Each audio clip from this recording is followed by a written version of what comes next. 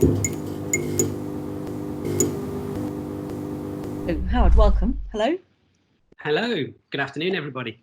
Thank you very much for sparing us the time. One of the great positives of the whole hideousness of what's going on at the moment has been that we've got to know each other a little bit, and that certainly I've spent more time chatting to international colleagues than I probably would have done if we hadn't been in this situation. And we've taken a lot of learnings from China, particularly I think at the beginning of our lockdown, where everything felt so weird and so uncertain. And now, of course, the weirdness feels normal, and I don't know how to go back to normal. And I think that's the big question: is there a going back to normal? What is the new normal? Or is it, as I've heard it expressed, in fact, a new abnormal? Perhaps we could start off with a bit of a recap of the timeline of events in China, because obviously this started at the beginning of the year for you, and what trends you've seen in terms of media consumption and purchase behaviour throughout that period. Yeah, certainly. So it all began in terms of a lockdown in China just after the Chinese New Year holiday. So we're going back to 24th of January this year. That's when Wuhan, which was kind of the outbreak center, went into lockdown. And then in terms of there was an extension to the Chinese New Year holiday. So we got an extra week's holiday out of this. And then it was kind of full national lockdown from February. That resulted in 4 weeks, full lockdown, working from home for everybody in China. And then what followed was 5 weeks of what we've been calling an A-B rotation. So we would have half the office would come in Monday, Wednesday, Friday for 1 week, and the other half would come in Tuesday to Thursday. So limiting the number of people in the office during that time. Throughout that whole period, there was a lot of safety precautions. There was face masks, there was temperature checks, sanitizers, and with the use of WeChat and Alipay apps to actually record your temperatures. So going into stores, you had to showcase your app to see whether it was a green, to say that you were kind of safe to go in. So and that all happened really quickly, didn't it? I mean, it's and we haven't seen that in the UK at all, but because of the mass adoption of those apps, it's very different to what's been happening here, right? Yeah, so I mean, I guess the track and trace app. So it was very quick to roll out. I think tech companies in China have been very fast in the way that they have evolved their offerings. So yes, it's very much been a tech-enabled solution to the whole situation. So we were back to 90% workforce by April. In terms of back in the office at 100% was May. And then we started seeing the opening up of the economy. So May the 11th goes down as the day that Shanghai Disneyland reopened. However, what we did have on June 16th was Beijing having its kind of second outbreak, I suppose it's been referred to. Yeah. So our Beijing office is still in this 50-50 A-B rotation to limit the number of people in the office space. So, but that's not kind Shanghai. Of Shanghai has remained at full capacity. Yeah. So Shanghai is very much back to normal. There's the face masks, and you don't have to wear them unless you personally want to in office spaces. Pitch meetings are going on. Meetings with clients are going on where I mean, the new norm is not necessarily shaking hands when you're greeting your clients.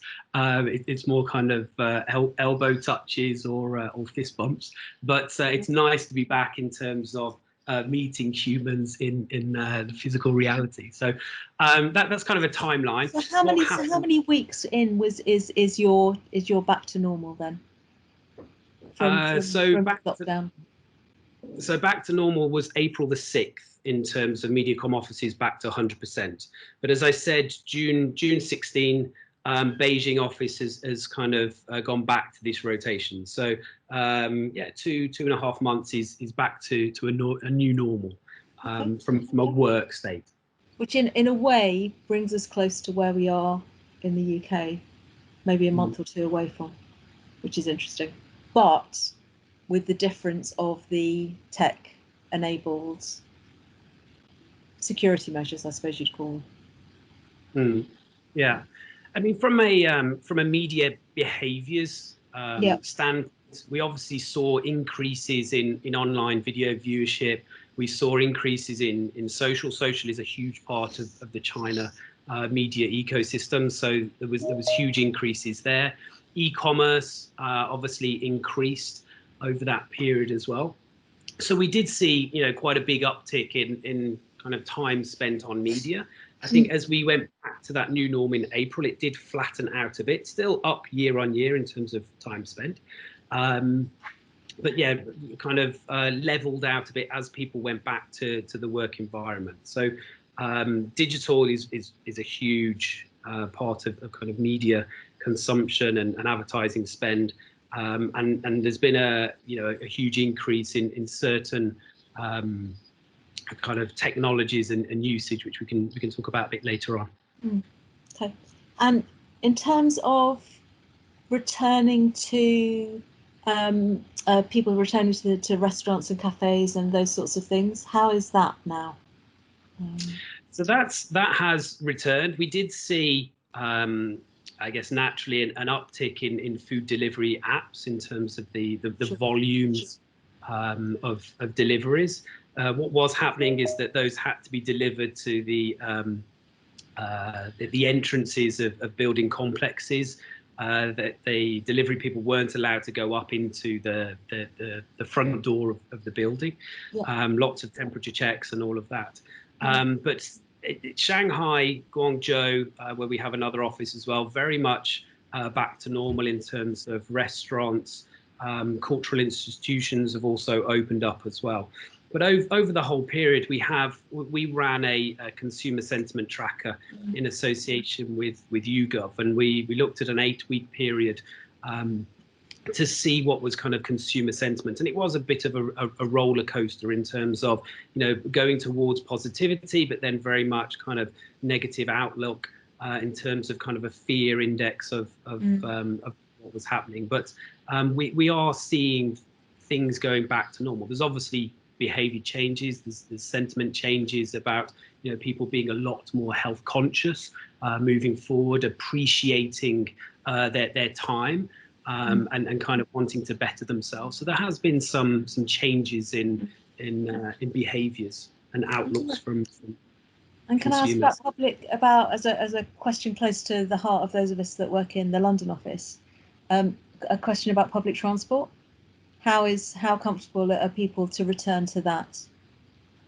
So from a sentiment tracker, there was obviously an uptick in ride-hailing apps in terms of people wanting to be in their own environments. We have seen an uptick in that. We've even seen this month that Didi, which is kind of the Uber in China, allowing you in certain areas of Shanghai to actually select an autonomous vehicle, so you can have no humans around you as part of trials of rolling out autonomous vehicles. So that started this month. But public transport, I mean, the volume of people in China, the infrastructure of the public transport, there is, as getting onto these modes of transport, it's all temperature checks. You have to show your app and prove that you kind of have that green code opposed to a red one. So a necessity to go about kind of normal life in terms of public transport.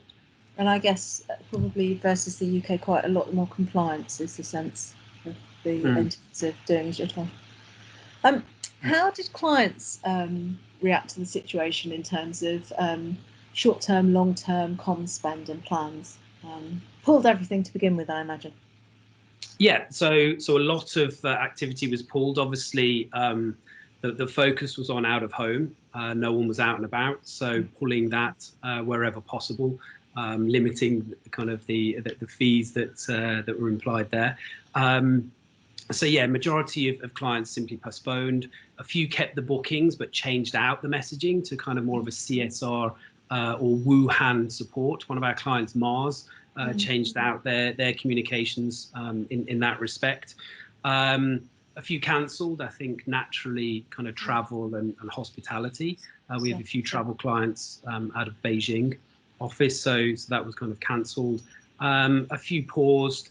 What we have seen over time is some clients have pulled spend from later in the year further up. So as things started to open up, as kind of behaviours have changed, as people have gone back into kind of purchasing, they've upped their spend. So an example is luxury clients around some of the shopping festivals. So we obviously missed out on Valentine's Day because that was right in the midst of lockdown, and that's a huge sales peak for luxury brands. So they ended up shifting funds to the other shopping festivals in China. So around 20th of May, which is an I Love You Day, and then 6/18, which is Jingdong, JD.com shopping festival. So they were moving spends up into those shopping festivals to try and get back business that was lost due to the Chinese New Year and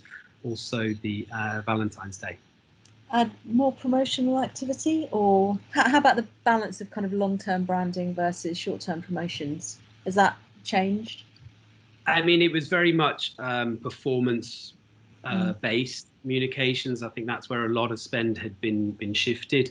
Another one of our clients, Adidas, really did kind of ramp up their kind of drive to e-commerce, as did a lot of other brands, as consumers shifted much more of their time onto e-commerce. So e-commerce is already, a huge amount of time spent, and an interesting way of using e-commerce in China that, sometimes that is the first point of search, opposed to, the Baidu, the Google equivalent. So yeah, a lot of activity driving to e-commerce.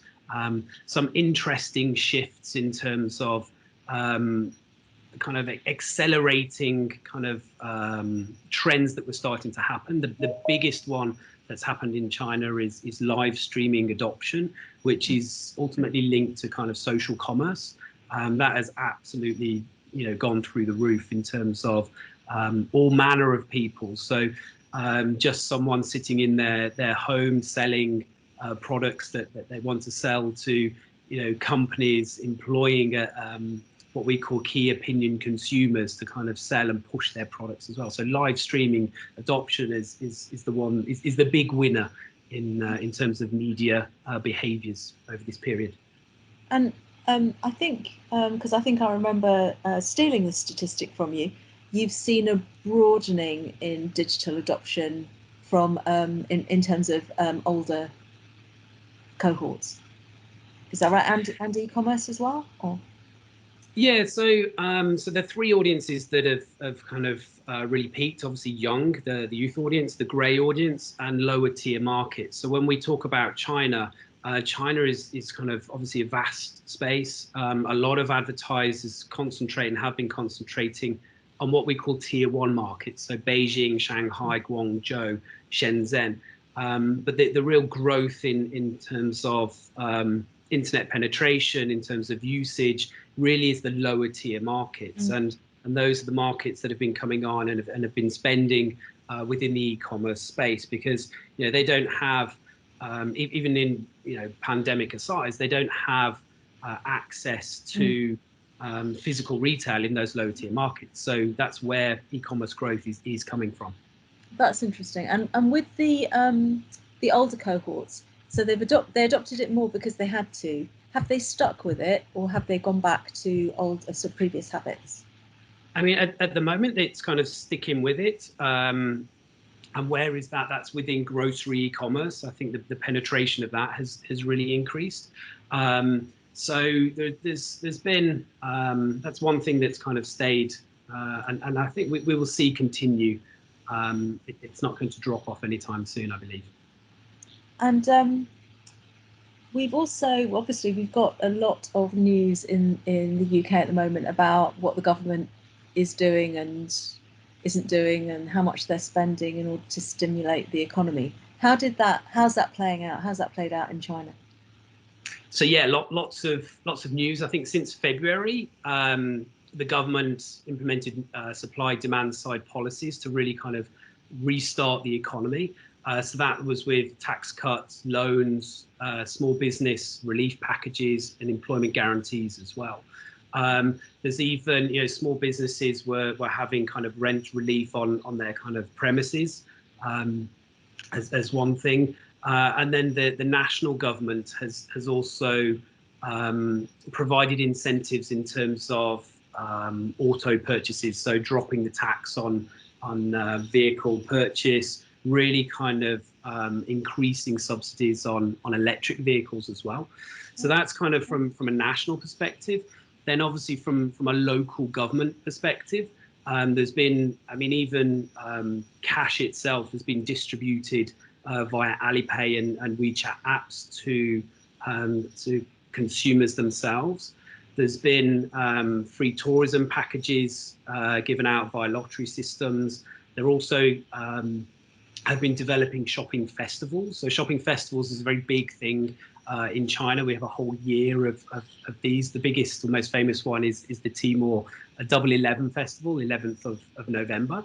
But Shanghai in May developed a what they called a Double 5 shopping festival. So that kicked off after Labor Day holiday, which is May 1st to 5th, and really encouraging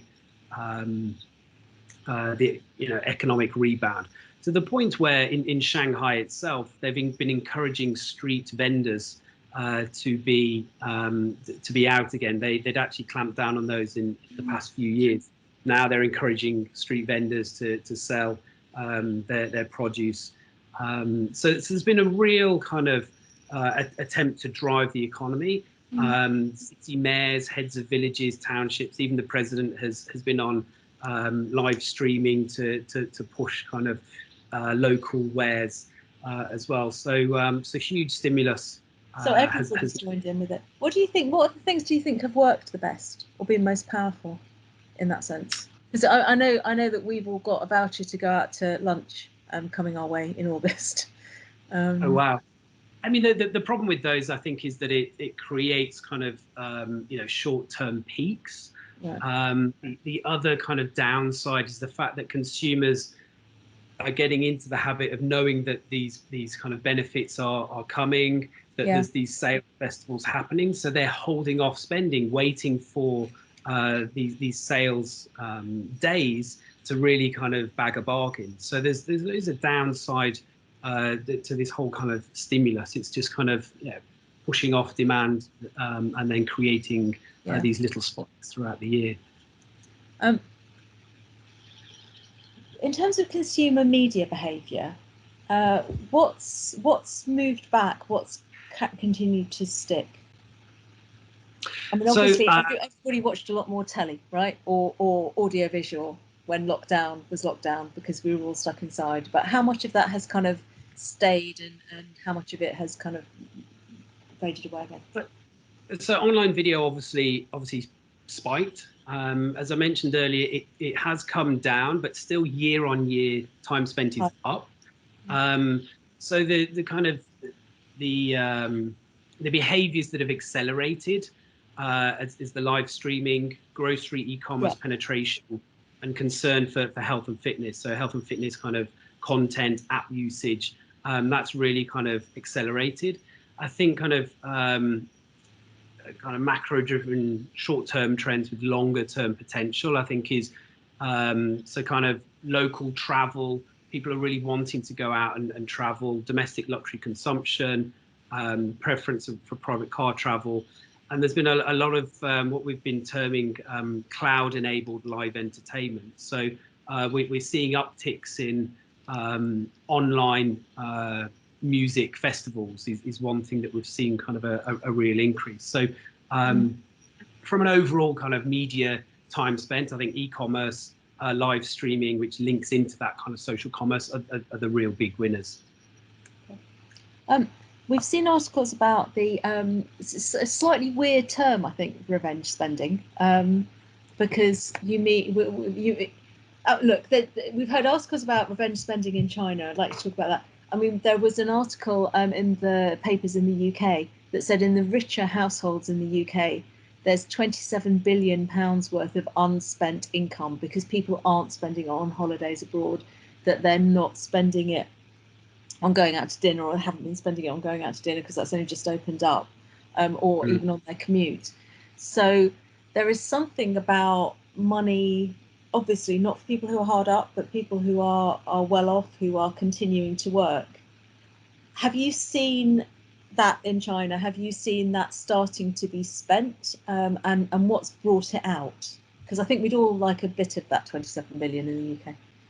Of course, yeah. I think the whole revenge spending came from a report from Hermes that in their Guangzhou store they had $2.7 million of sales in one store, which is absolutely incredible. So I think, and what we've seen is that was kind of a bit of an anomaly. There was a spike in the spending. From when I look at other reports, LVMH, they reported a 50% rise in sales on their top brands in April. We've seen, I think, kind of short-term kind of spikes in that period. Whether it's is sustainable, I think one of the things that I mentioned earlier is that people getting used to these shopping festivals is just kind of delaying this spend. Buy full price, right? Exactly. Yeah. I think one of the things that Chinese consumers have been really driving kind of the tourism economy and also the luxury economy, and that's been very much kind of external travel outside of China, with borders closed across the world. For me as well, I can't get back there right now. So that's obviously going to have an impact kind of globally. I think we are starting to see changes in behavior from the luxury sector of purchasing within China. Tax rates have been reduced over the last couple of years on luxury products. They're still relatively more expensive than, say, somewhere like Hong Kong. But consumers are, they can't travel, they can't spend outside the country, so they're starting to spend inside. Opportunities, yes. Challenges, yes. On balance, what have been the biggest opportunities that this has created, do you think, for yourself and MediaCom and our clients in China? And then also, what are the challenges that still remain? I mean, you've mentioned the promotional problem, but other challenges?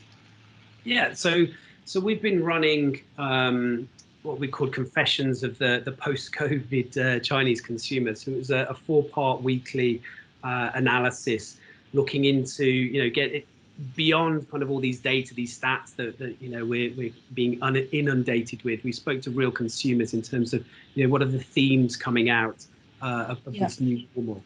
And there was 6 themes that came out. One was a new fondness for the physical world, actually getting out, meeting people. I think that's one key thing.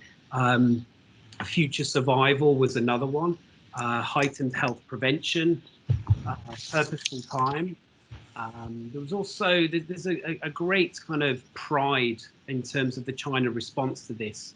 The news coming out of other markets, I think consumers in China have been very satisfied with the response of their government of getting behind all of this. Compared to the British and American governments?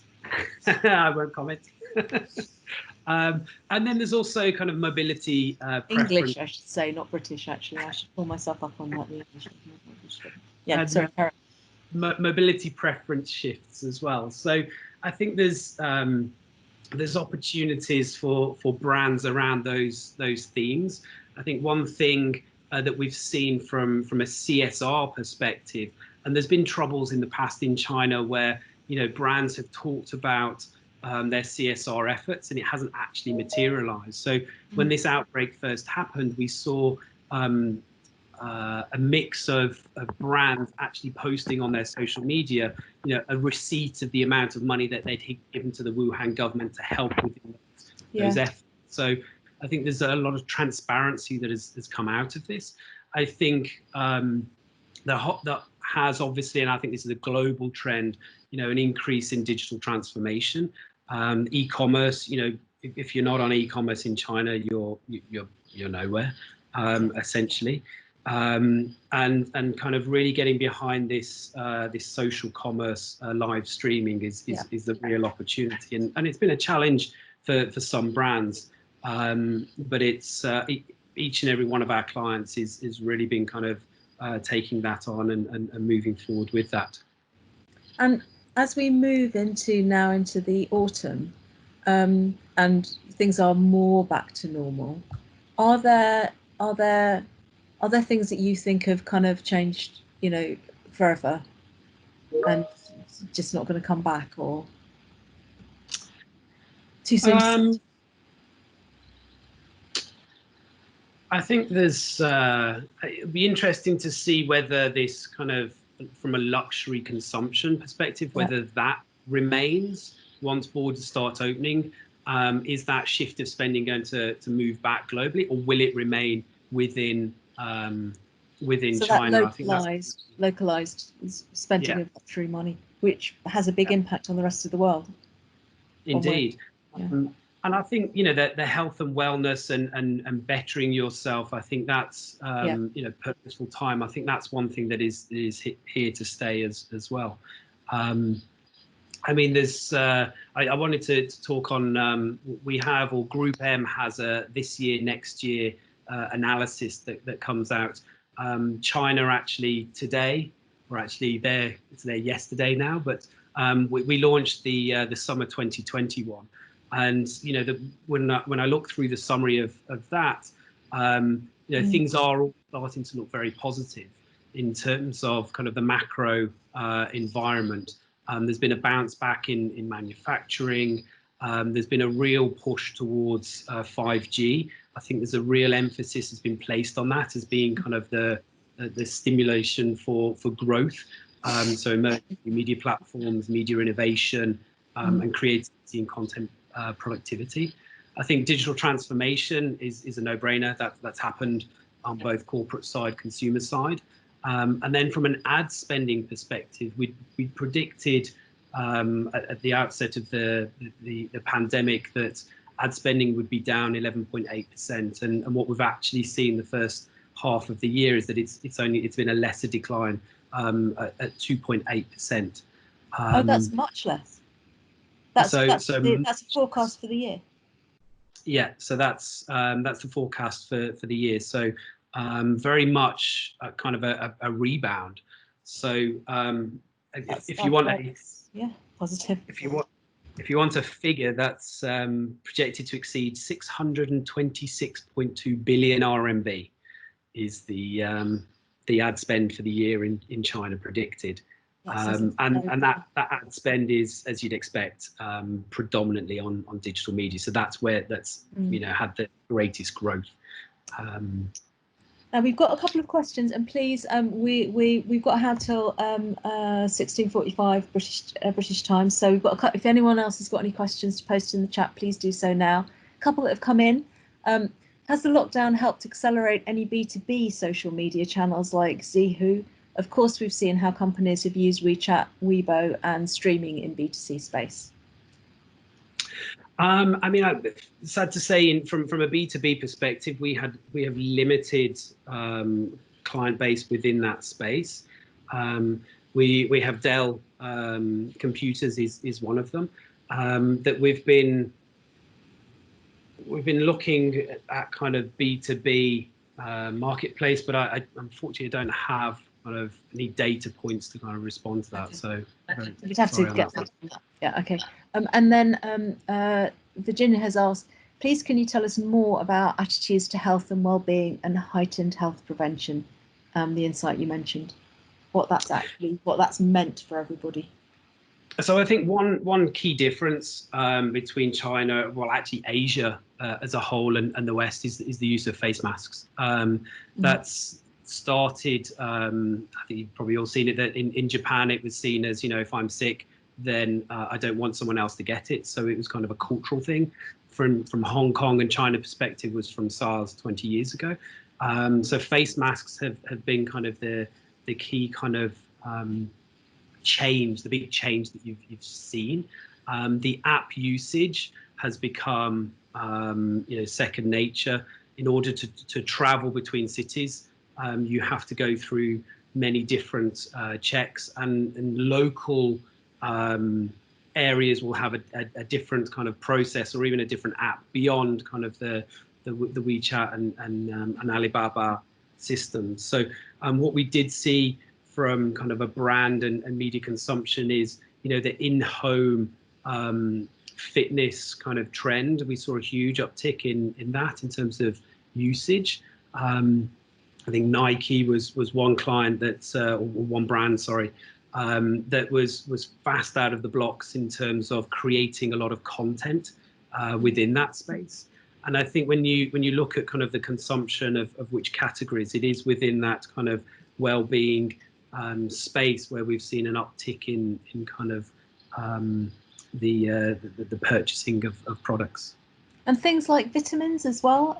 Does it kind of apply to those sorts of products as well, or kind of? So it's interesting. So from a vitamins perspective, there's Australia is kind of the source of a lot of vitamins, and in the past we did have a client from Australia that was in the vitamin space. So yeah, those have been kind of an uptick in purchase consumption. Okay, right, a question from Laura. Has the temperature app been in place for quite a while? And in your personal opinion, do you believe that the temperature app has had a big impact on how quickly things have been able to return to normal, as nerves around being around people again here are quite high in some cases? And also, follow-up question, have commuters generally returned to a normal working day, or are they doing more of a flexible working day or flexible working week?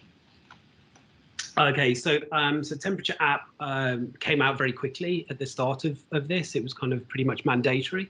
I think there was, giving access, once everything started opening, you had to show it. So you couldn't get into a restaurant, a store without actually showing that. So you had to walk away. Yeah. Even in compounds, obviously a lot of people live in high-rise apartment blocks. So to get into your apartment block, to come out, you had to show this to the security guard in the entrance to your apartment building. So I guess because of mass adoption, it was you had to use it. So I think that had a huge impact. I think the availability of being able to track.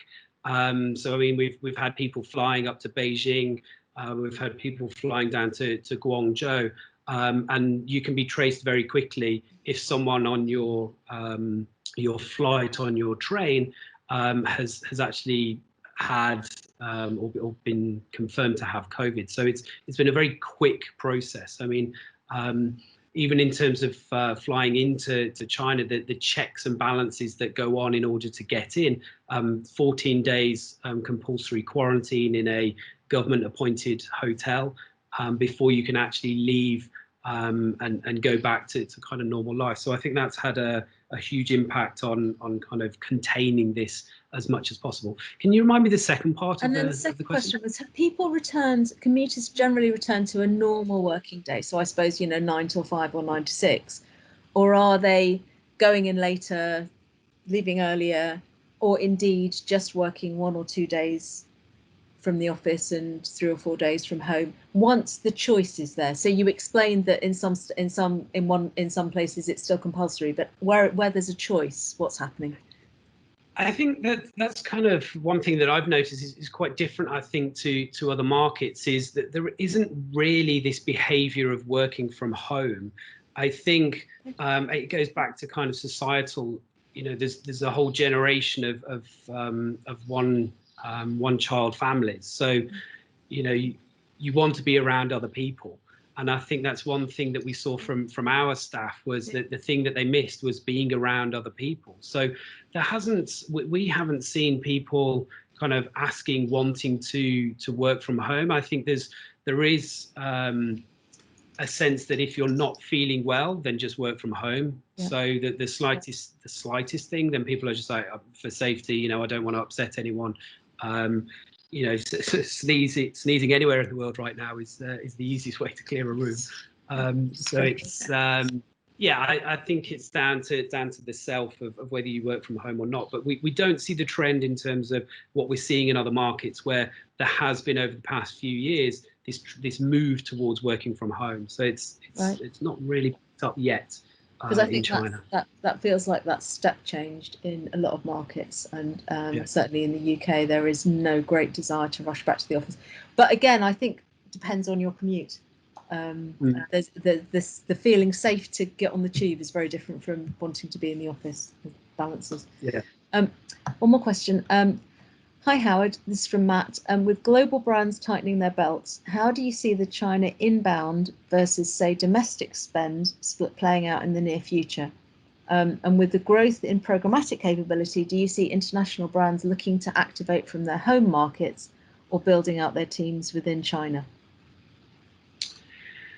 Let me think about that. I think what we're seeing on some clients actually is with China kind of coming back to kind of a normal-ish sense, that we've had budgets moved from other markets into China. So I mean that's been kind of advantageous to us. I mean that's very true in the luxury sector. Obviously China's not traveling, purchasing in China.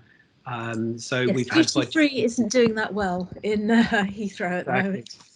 Exactly.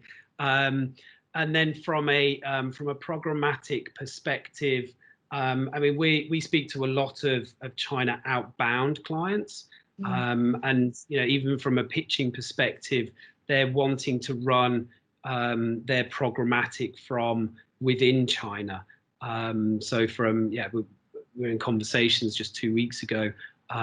It was for a global pitch where they wanted to run it out of Beijing and have contacts in markets, but very much based in Beijing. So not aware of any clients where they're running kind of programmatic in China from other markets. Not aware of any of those. I've just got one final question. It's kind of more of a personal question, if you don't mind, which is that this has been, I mean, you know, the word unprecedented has been used an unprecedented amount of time, obviously. And this has been beyond, I mean, I've had quite a long career in this business. It's been beyond anything that I've ever experienced before. And it does still feel that we're in, you know, in the middle of it, in the middle of the middle in the UK. How have you kept yourself okay through this, because you seem remarkably cheerful. And is there any advice you'd give to us about, you know, how to stay positive throughout all of this? Yeah, I mean, to be honest, it's been incredibly difficult for me throughout this period. The reason I've ended up in Canada is, you know, we had a family sickness. My wife was also pregnant with our second child, and so we ended up coming here. We had the birth here, and I'm having to work on China time. Thank you very much. So I've been having to work on China time as much as I possibly can. So I feel like I'm kind of awake, working, or being a father for almost 24 hours. The key thing, I mean, even in Canada, we had lockdown, but the thing that was open was you were allowed to go outside. And so for every single day, I've been going out, kind of getting fresh air, running, cycling. So really kind of doing that, and then also staying connected with you know, family and friends. And you know, I speak to the China market every single day. I have regular calls with my whole team and management. So I think really staying connected and yeah, keeping an eye on your health and being active. I think those are the real two key things that are keeping me sane.